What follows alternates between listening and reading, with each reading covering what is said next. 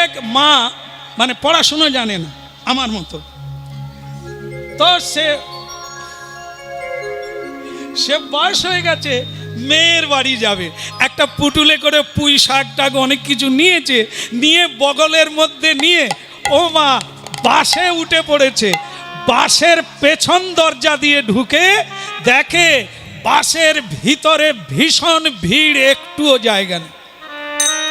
সে বুড়িমা সকলকে বলছে যে বাসটা তৈরি করেছে এ তো ছোট করে কেন করে বাবা, একটু তো বড় করে করলে তো একটু বসি গো, কটা মাত্র সিট করেছে। তো বুড়িমা এই পেছন দরজা দিয়ে উঠে যেতে যেতে একবারে সামনে গিয়ে দেখে বাস তো দাঁড়িয়ে আছে, একটা সিট খালি।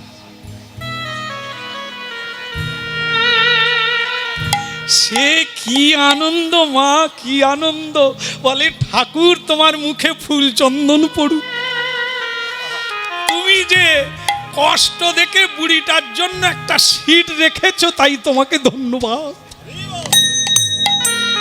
বুড়িমা এত লোকে সিট পায়নি, বুড়িমা সিট পেয়ে গেল। বুড়িমা সিটে বসে দোক্তা পান খুলে খাওয়া চালু।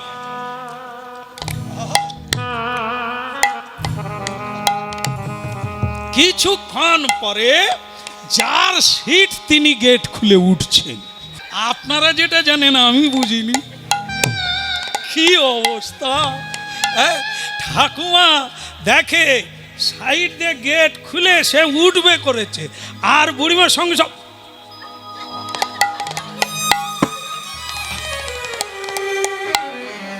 পানের বীজটা ফেলে দিয়ে, আর সে ড্রাইভার বলে ঠাকুমা উঠে পড়ো, চল তুই কে রে, হ্যাঁ তুই কে ডা, হ্যাঁ তুই আমাকে উঠতে কস কে রে, পরের গাড়ি আয়। আরে ঠাকুমা, ও ঠাকুমা, ঠাকুমা আমি ড্রাইভার।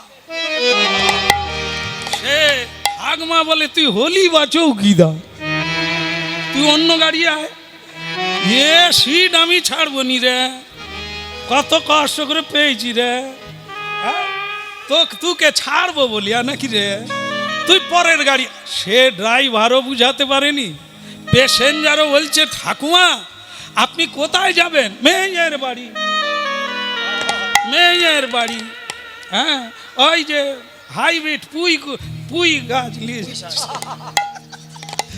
পুঁই শাক নিয়ে যাচ্ছি, আমার বড় মেয়ে খুব খেতে ভালোবাসে সরষে বাটা দিয়ে। প্যাসেঞ্জার হেসে বলছে ঠাকুমা তোমার পুঁই শাক এইখানেই সরষে হয়ে যাবে, বলে তুমি ওই সিট ছেড়ে দাও। আরে বাবা ড্রাইভারে বলে হলো বা চৌকিদার, সিট আমি ছাড়। শেষকালে ড্রাইভার একটু ঘুরিয়ে বলছে ঠাকুমা আমি গাড়ি চালাই, আমি না চালালে জামাই বাড়ি যাবেন কি করে, তুই তো বলবি যে আমি গাড়ি চালাই, খালি বলে ড্রাইভার। তা আমি মানে সে তো পড়াশুনো জানে না আমারই মতো, সে তো ড্রাইভার মানে বোঝে না, সে খালি বলে এইবার বুঝতে পেরেছে যখন বলে ঠাকুমা আমি গাড়ি চালাই, আমি না চালাইলে জামাই বাড়ি যাবেন কি করে। ঠাকুমা বলে তাই তো, ওই জন্য গাড়ি চলে না,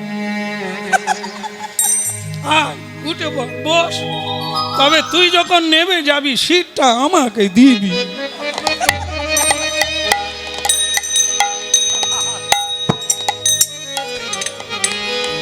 কি বুঝলেন, 100-র বেশি প্যাসেঞ্জার আছে, গাড়ি চলে না কেন, কেন চলে না?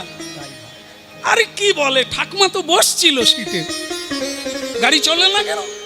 ঠাকুমা বসলেও হবে না, দিদিমা বসলেও হবে না, ড্রাইভারকে বসতে হবে। যার এই অভিজ্ঞতা আছে ওই সিটে সে যদি বসে সকলে গন্তব্যে পৌঁছে যেতে পারবে। ঠিক তেমনি আমরা যে কেউ ওই সিটে বসলে চলবে না, জীবন গাড়ি গুরু ছাড়া গতি নাই, জগৎ ব্রহ্ম